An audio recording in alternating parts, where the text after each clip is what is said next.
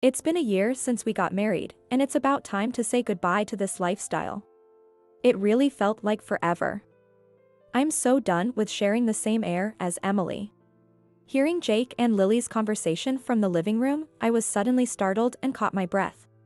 Their conversation was something I couldn't just ignore. I quietly concealed myself and listened to their conversation through the gap in the living room door while recording it on my phone. My company's truck is huge. If you get hit by something like that, you would be instantly gone. Everything is ready, we just need the perpetrator to do a good job. Dad, you're the worst. Well, it's not like there was any love from the start. As long as we can live a wealthy life, that's all that matters. Their conversation was chillingly far from what you'd expect in a family discussion. Feeling my whole body shiver, I fled the scene at once. Staying in that house any longer was dangerous. Shaking uncontrollably, I desperately thought about what to do next. My name is Emily, a 35-year-old who works in public relations at a real estate company. I joined the real estate company because my father, Kenneth, who is a wealthy landlord, wanted me to gain knowledge in anticipation of inheriting his properties someday. Thanks to some of my father's advice, I also own some land and apartments, which provide me with passive income.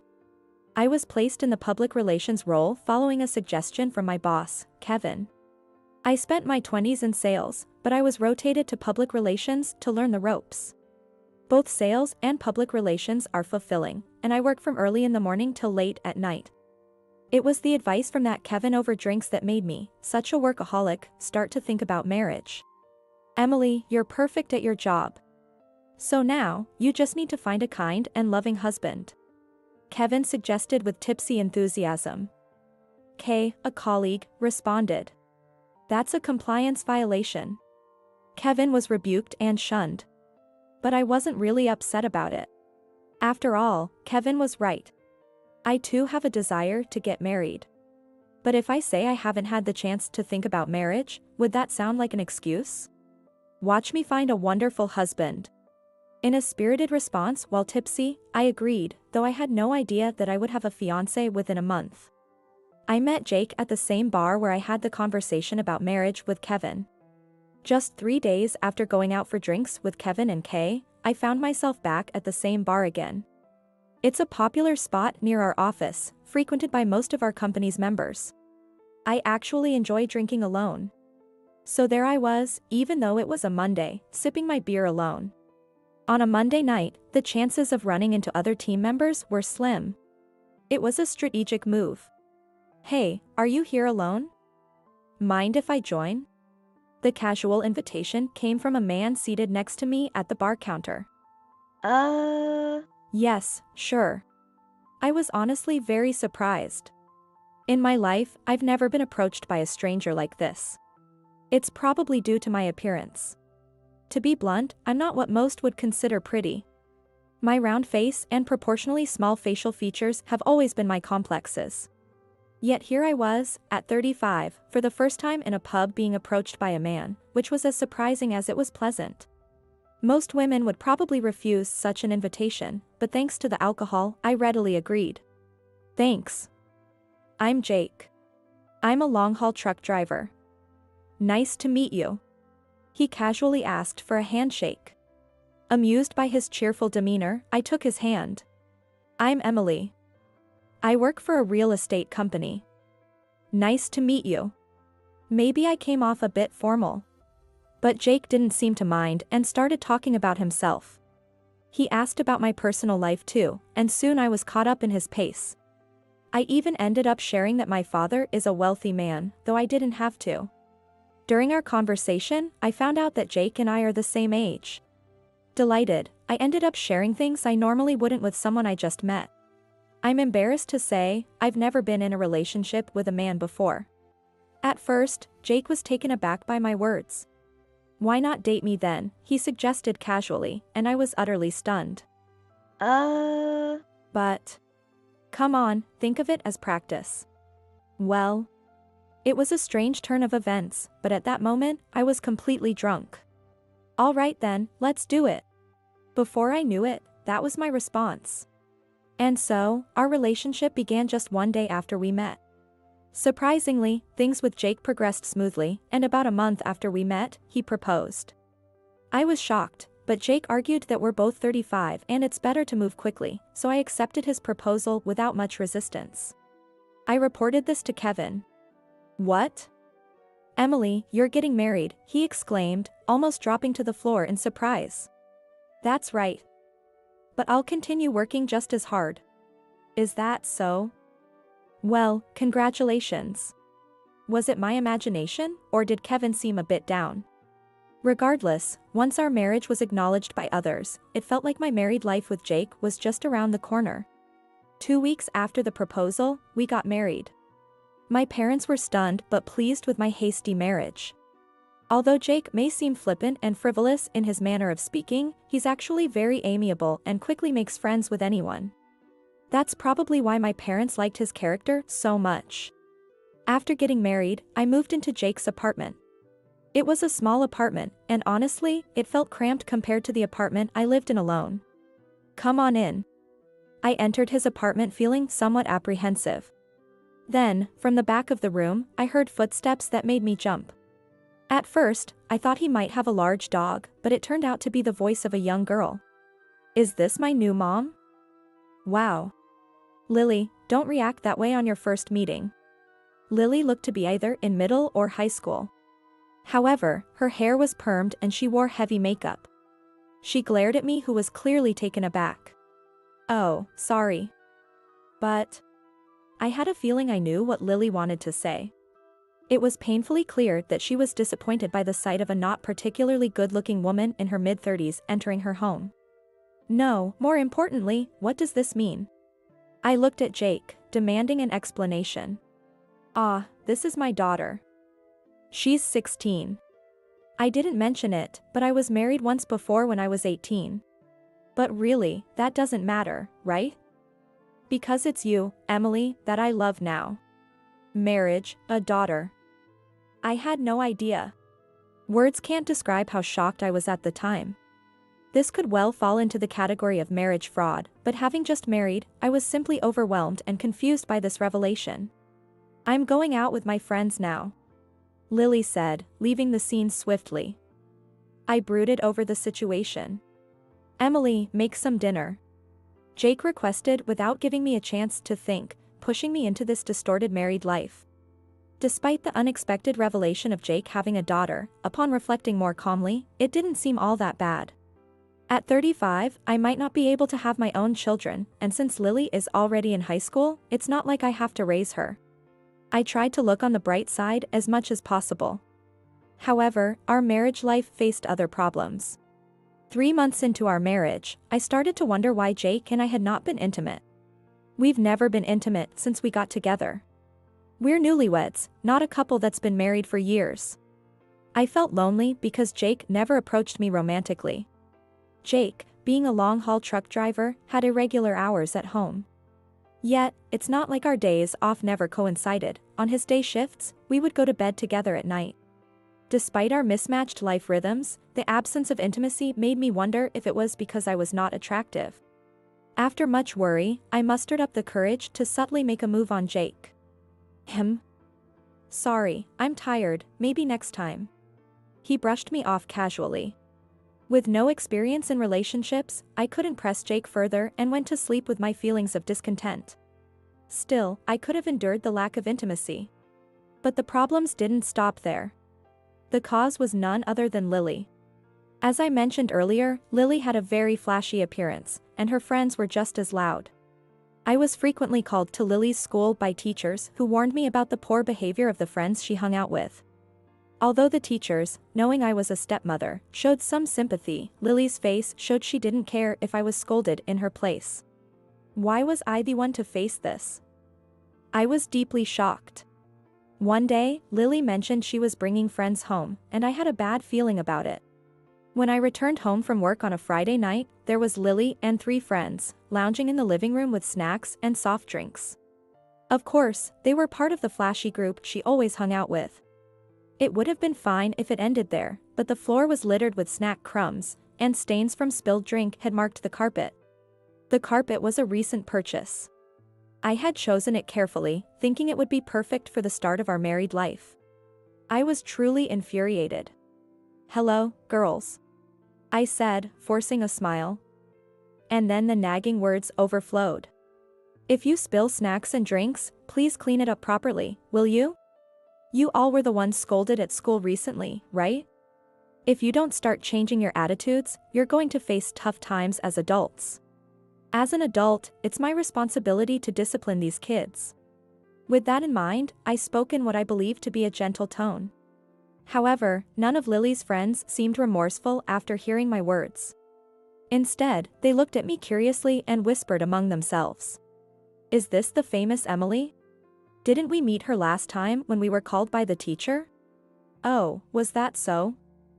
I forgot, we've been called so many times I can't keep track. That's hilarious, and Emily looks so old and unattractive. Why would Lily's dad choose her?" The conversations of Lily's friends were almost unbearable to listen to. Particularly, the words spoken by the third girl somewhat shocked me. I am aware that I am not conventionally attractive. However, it's not something that should be pointed out by my stepdaughter's friends. But getting upset about her words would be immature, so I chose to remain silent instead. "Huh, you can't even respond, that's because you know it's true," Lily added, mocking me further. This made it too painful to stay, and I decided to leave the house for a while. Meanwhile, Lily and her friends continued to laugh raucously, slapping their hands together. Why do I have to be driven out of my own home? I pondered, cursing this unjust situation as I aimlessly wandered outside until Lily's friends had gone home. This kind of life continued for about a year. Jake and I had never been intimate since our marriage. Lily, as usual, did not acknowledge me as her mother, always giving me cold looks. The number of times I was called to the school increased, and eventually, the teachers, exasperated, began to raise their voices at me as if they had forgotten I was a stepmother. "We really need you to provide guidance at home," they would say. This repeated situation must have been frustrating for the teachers too. Each time I was summoned because of Lily, I couldn't help but think, why must I endure this? Yet, my daily life took an unexpected turn towards the end of my marriage. It happened on a Wednesday evening. I had told Lily that I might be late returning home due to a backlog of work from the previous day before I left the house. Jake also mentioned he would be absent from early evening until night due to work. However, when I arrived at the office, the situation was different. The pile of documents that should have been stacked on my desk was neatly gone. At that moment, Kevin approached me. "Emily, you seemed tired lately, so I took care of it for you yesterday," he said. "Thank you." I hastily expressed my gratitude, and Kevin grinned and returned to his desk. Honestly, I had expected to work late again today, so Kevin's kindness was much appreciated.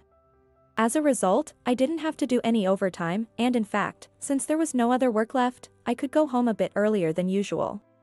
Since I could get home early, I thought I'd make Jake's favorite stew for dinner.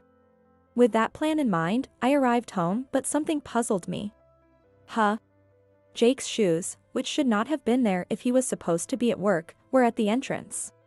Thinking perhaps he had unexpectedly taken the day off, I was about to open the living room door when I heard Jake and Lily's voices and paused with my hand on the doorknob. It's been a year since we got married, so it's about time to say goodbye to this life. It really felt like forever. Please, give me a break.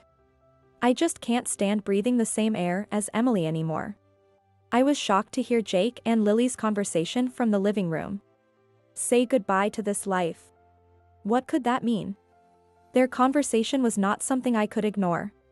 I quietly concealed myself and listened through the gap in the door, recording their conversation on my phone. My company's truck is really huge. If you get run over by that, you will be instantly gone. Everything is set, we just need the perpetrator to do their part now. Dad, you're evil. Well, there was never any love from the start. As long as we can live a wealthy life, that's all that matters. Anyway, she's so foolish. A guy like me meets her in a bar, and if you charm her a bit, she'll spill everything right away. It's funny you say that as you did this yourself. But hey, thanks to Emily being naive, we found out about her ample assets, right? Really, she's such an easy target. Lily's laughter, filled with words too mature for a high school student, echoed as they laughed hysterically. Their conversation was chillingly far from what you would expect from a family. I felt the hairs on my body stand up and ran from the scene in haste. Staying in that house any longer was dangerous. If the content of their conversation was true, I could be attacked by the perpetrator arranged by Jake. Shaking uncontrollably, I desperately thought about what to do next. After leaving the house, I went straight to a law firm to discuss my divorce. Fortunately, I arrived just before they closed. I asked them to proceed with the divorce and waited around until it was late enough for Jake and Lily to be asleep. I spent an uneasy time throughout, feeling my body trembling. When the night deepened, I quietly returned home. I was careful not to make any noise. With a firm resolve never to return to this house, I took only the essentials and went back to my parents' house. It was late, and my parents were already asleep, so I silently went to my room and fell asleep. The next morning, my parents noticed my presence. "Oh, you're back?" they exclaimed, obviously surprised. "What happened all of a sudden?" "What about Jake?" my father asked with a puzzled look. "Well, I played the recording of last night's conversation between Jake and Lily for my parents." As they listened to the conversation, their expressions grew increasingly grim. After they had heard everything, my father spoke in a low voice. "Let's go to the police." "Yes, the police. This is a clear criminal plan, it makes sense to report it," I realized. In all honesty, I hadn't been able to think clearly since the day before, and even this obvious course of action hadn't occurred to me. I had only thought to use the recording if there was a dispute during the divorce proceedings. "We'll go to the police." I agreed with my father's suggestion, readying myself to go. Just then, my phone began to ring loudly. Startled by the sudden noise, I trembled. Since I rarely receive calls outside of work, I was drawn to the ringing and stared intently at the phone screen. Jake. The caller was none other than Jake himself. He must have woken up and found all my belongings were gone. It was clear why he was calling. I exchanged glances with my parents, silently asking, "What should I do?" "You don't need to answer. There's no need for you to listen to anything that man has to say." My father firmly suggested not to answer, but even after the call ended, it rang again. We waited patiently for the ringing to stop, but Jake was persistent. He called repeatedly, changing the intervals every minute, every 10 minutes, every 5 minutes. "This isn't getting us anywhere," I said. "Maybe we should just talk to him once, convince him, and have him agree to the divorce," I suggested, and eventually, my parents nodded in agreement. Determined to regain a peaceful life as soon as possible, I answered the call. "Hey, Emily. Where are you right now?" Jake barked as soon as I answered, and I instinctively pulled the phone away from my ear. I turned on the speakerphone and placed the phone where my parents could hear. "Where?" "I'm at work." I lied as convincingly as I could, trying to keep my voice steady. "What? Work? Then what's this all about?" "I came home late last night, packed my stuff and left," I answered. "There haven't been a lot of arguments, nor have I cheated. So why suddenly talk about divorce?" Jake's frustration was palpable in his voice. Indeed, as Jake said, we weren't a couple known for constant arguing, nor was there any infidelity. It's natural that he would find it strange if I asked for a divorce without any apparent reason. However, Jake is the mastermind behind a plot with Lily to endanger my life. He must also be aware of the terrible treatment I have received from Lily. And yet, he had the audacity to claim he didn't understand why I would want a divorce. I looked at my parents. I could tell they seemed eager to say something. They probably wanted me to expose Jake with the recorded audio. I had thought about going straight to the police without saying anything, but being pushed this far by Jake left me no choice. The time had come to let him know that I was aware of everything. Gripping my chest as it thumped loudly, I decided to confront Jake about the events from the previous evening. "Let me clear up a misunderstanding for you," I said. "I know what you and Lily have been planning." "What are you talking about?" Jake responded with a shrug, but his voice was slightly trembling. Given this reaction, there might be a chance to elicit a confession from him. I felt like a detective cornering a suspect and continued. You said you came back late last night, but that was a lie. Actually, work ended early yesterday, and I got home around 5:30 p.m. To my surprise, I found your shoes at the entrance, even though you said you'd be at work from the evening. That could have been just a shift in your work hours, but we both know that wasn't the case, right? I methodically confirmed each fact with the tenacity of a predator cornering its prey. So what? And why are you lying about coming home early yesterday? Why all these lies? Jake's voice grew increasingly frantic over the phone. I felt a smirk forming inside as I crafted my next words. I thought you'd have figured it out by now, I continued. If you really can't imagine why, let me spell it out for you. Yesterday evening, I overheard you and Lily discussing a plan to kill me and take my inheritance. What? The air seemed to freeze as if Jake's breathing had stopped. He never imagined that I had heard his conversation with Lily the day before. But the reality was that I had heard everything. What are you talking about? Why would I think something like that? Emily, you must be misunderstanding something. It's true I was off work early yesterday and talking with Lily in the living room. We were just talking about her school, you know?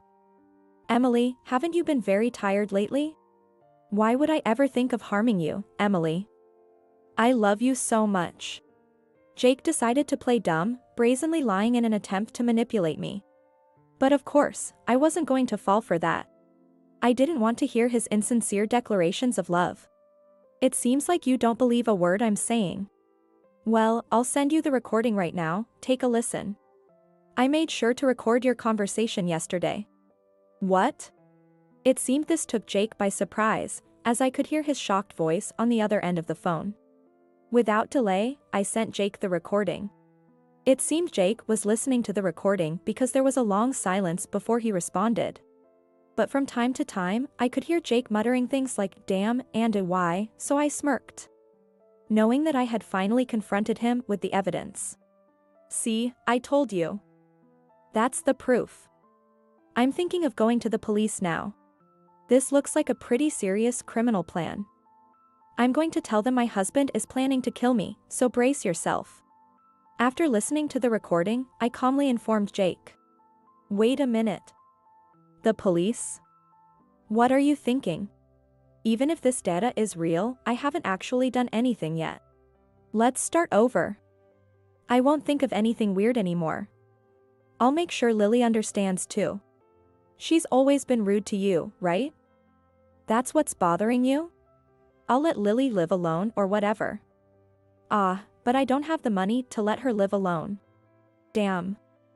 I was planning to say goodbye to this poor life with your inheritance.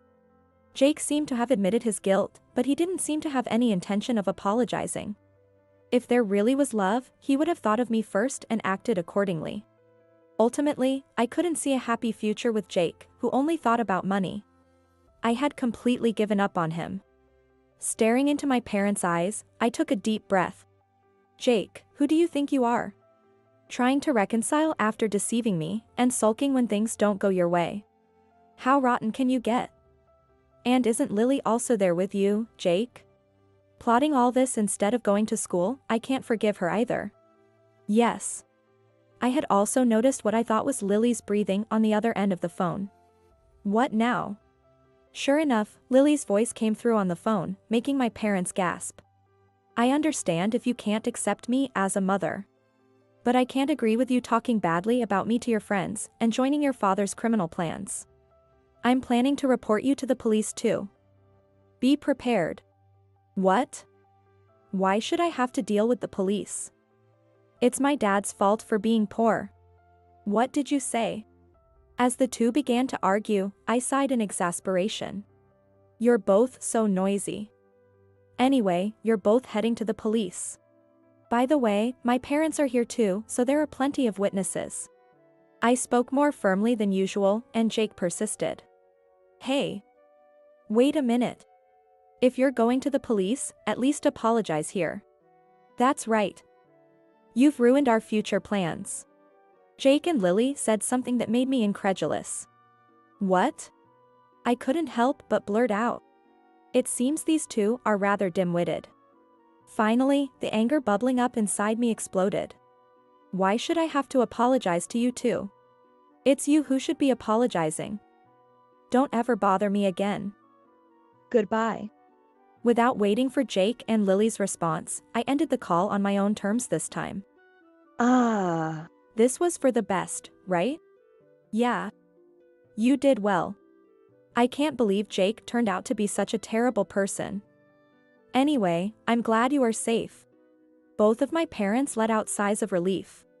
Neither I nor my parents ever thought that my marriage would fall apart in just a year. But, honestly, there's no way I could have had a happy life with someone who was planning to take my life. It's a sad outcome, but it's better than the worst possible ending. I've decided to think of it that way now. Jake apparently filed for divorce and sent me a message saying we're divorced. The morning's call must have really gotten to him. Of course, I went through a lawyer to claim compensation for emotional distress. Sometime later, I received a desperate message from Jake. Since we're divorced, can we drop the police matter, please? I ignored everything and delivered the recording to the police the next day. Jake and Lily were quickly arrested for planning a crime, and they must be being questioned by the police now. Jake had said he would use the company truck to commit the crime, and that plan also came to light at his workplace. Moreover, he had foolishly discussed the plan over the phone at work, and a colleague who overheard it reported it up to his boss. I'm appalled at Jake's foolish actions, but I'm relieved that karma always catches up with those who do wrong. Jake, of course, was fired from his company. He intended to steal my inheritance and live a wealthy life, but now, he's forced to live an even poorer life than before. Having lost his job and being claimed for compensation by me. If he hadn't been so greedy, he could have lived a peaceful life. I hope he enjoys his living hell. Lily, who had already displayed bad behavior at school, was expelled from school due to this incident. I believe that was the appropriate response. It's unfortunate for Lily, who has no mother, but she's in high school and old enough to judge right from wrong. This should have been a good lesson for her that your misdeeds are always punished. I hope Lily reflects deeply while at the police station. As for me, I've decided to live at my parents' home for a while. I told Kevin at work about my divorce after a year of marriage. Really? Maybe it's because I pushed you into marriage too hard. Sorry about that. Oh, but maybe that means I have a chance now. He said with a smug look, which surprised me. But at the same time, I was thrilled to learn that Kevin felt that way about me. I was thinking of staying single for a while, but I've known Kevin for a long time and he's a kind-hearted person who cares about his subordinates.